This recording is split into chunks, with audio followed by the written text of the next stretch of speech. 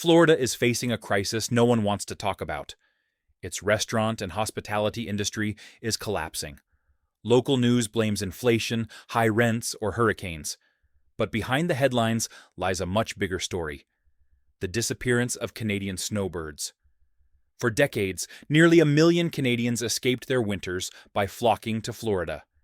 They bought homes, filled hotel rooms, and most importantly, spent billions at restaurants and shops.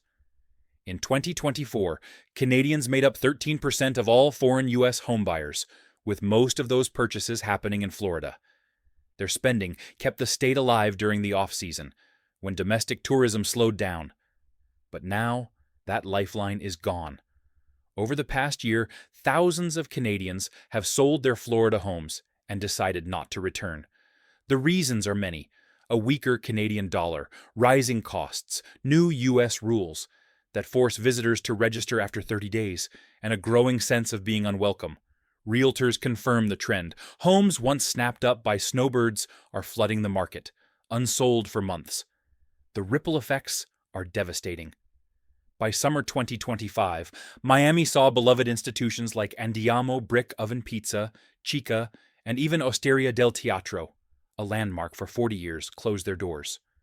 Newer restaurants reported sales down 40%, some shutting within months of opening.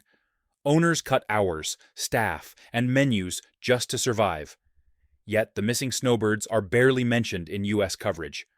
The housing market tells the same story. Florida home values dropped by over 3% in a year, with some counties seeing declines double that. Builders keep adding supply, but demand, especially from Canadians, has collapsed. Each empty condo or townhouse means one less family dining out, booking hotels, or spending locally. Hotels themselves reveal how bad things have gotten.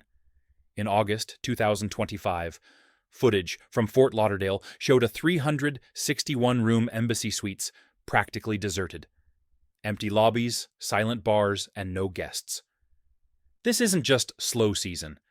It's the absence of international visitors who once kept hotels alive.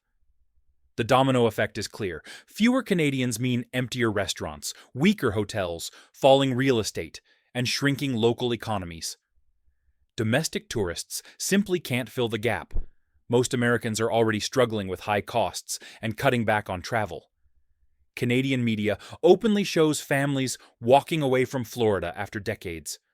But in the U.S., the narrative remains inflation and hurricanes, ignoring the deeper truth.